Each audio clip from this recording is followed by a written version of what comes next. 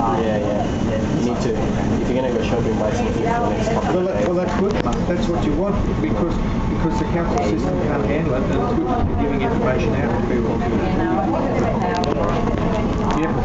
Yeah. Well, we did that last night on the radio interview last night. And Channel 9 and Channel 9's doing it too.